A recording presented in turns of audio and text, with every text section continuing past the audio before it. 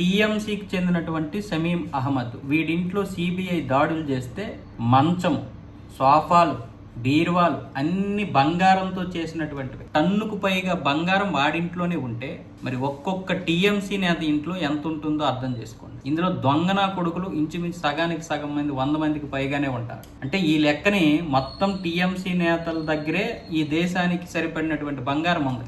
వీడు ఎన్నికల తర్వాత బాంబు పేలింది కదా, ఆ బాంబుకి ప్రధాన సూత్రధారి వీడిని ఎంక్వైరీ చేసే టైంలో వాడి ఇంటి 4వ అంతస్తుని ఎంక్వైరీ చేసేటప్పుడు ఈ బంగారపు మంచాలు, సోఫాలు అన్నీ బయటపడ్డాయి. ఇప్పుడు తవ్వే కొద్దీ ఇంకా బంగారం బయటపడుతుంది. అంటే మనం ఏ గనుల కోసమో ప్రయత్నం చేయాల్సిన అవసరం లేదు. ఇలాంటి వారి ఇళ్లలో ఇప్పుడు షాజహాన్ ఉన్నాడా, వాడు ఉత్తర 24 పరగనాల జిల్లాకు చెందినటువంటి వాడింట్లో చూస్తే కొన్ని 100 కోట్ల విలువైనటువంటి భూమి పత్రాలు దొరికినట్లుగా పేద ప్రజలు. వీడికి ఇప్పుడు ఇంత బంగారం దొరికింది. మరి దీని గురించి మమతా బేగం ఏమంటుంది, ఏ విధంగా సమర్థించుకుంటుంది? నిజంగా ఎంత దారుణమైనటువంటి పరిస్థితి చూడండి. అక్రమ సంపాదన ఇదంతా హిందువుల దగ్గరదే. వీడు మాత్రమే కాదు, టీఎంసీ నేతలు చాలా వరకు ఇలాంటి ఇల్లీగల్ పనులు చేసి ఈ విధంగా డబ్బు సంపాదించినటువంటి వారు కోకొల్లలు ఉన్నారు. అలాగే దేశంలో ఉన్నటువంటి చాలామంది రాజకీయ నాయకుల దగ్గర ఇలాంటి బంగారం దొరుకుతుంది. అది ఈ పార్టీ ఆ పార్టీ అని కాదు, అన్ని పార్టీల దగ్గర ఉన్నటువంటి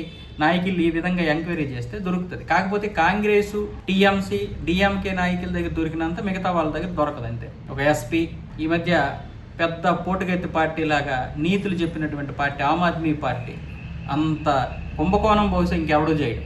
మద్యం కుంభకోణమే కాదు, చాలా కుంభకోణాలు, భూమి కుంభకోణాలు కూడా చేశారు. 10 సంవత్సరాల అధికారం ఉందని ఇక్కడ ఏ విధంగా అయితే ఇంతకుముందు అధికార పార్టీలు హైదరాబాద్ను దోచుకున్నాయో అలాగే ఢిల్లీ మొత్తాన్ని దోచుకున్నాయి.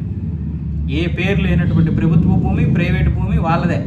మరి ఈ టీఎంసీ మొత్తం పశ్చిమ బెంగాల్ని ఎంత దోపిడీ చేసిందో ఆలోచించండి. ఇప్పుడు హిందువులు కళ్ళు తెరిచి మొత్తానికి బీజేపీకి ఇవ్వడం వల్ల ఈ చెత్త వెధవ యొక్క ఇది తెలిసింది. వాడు బాంబు పేల్చడం వల్ల వీడి మీద ఎంక్వైరీ జరిగింది.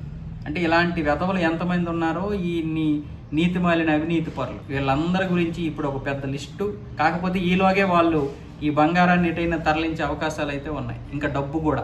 కాకపోతే భరతం పడతారు, ఏ వాడి పాపాలు ఎటు పోవు. కాకపోతే పాపం పండాలి అంటారు. టీఎంసీకి పాపం పండింది, ఇప్పుడు ఆ నేతలకు కూడా పాపం పండబోతుంది.